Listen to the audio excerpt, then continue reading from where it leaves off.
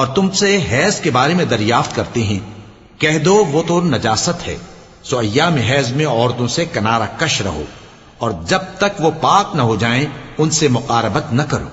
हां, जब वो पाक हो जाएं तो जिस तरीक से अल्लाह ने तुम्हें इरशाद फरमाया है उनके पास जाओ। कुछ शक नहीं कि अल्लाह तौबा करने वालों और पाक साफ रहने वालों को दोस्त रखता है। तुम्हारी औरतें तुम्हारी खेती हैं, तो अपनी खेती में जिस तरह चाहो जाओ, और अपने लिए नेक अमल आगे भेजो, और अल्लाह से डरते रहो, और जान रखो कि एक दिन तुम्हें उसके रूबरू हाजिर होना है। और ऐ पैगंबर, ईमान वालों को बिशारत सुना दो।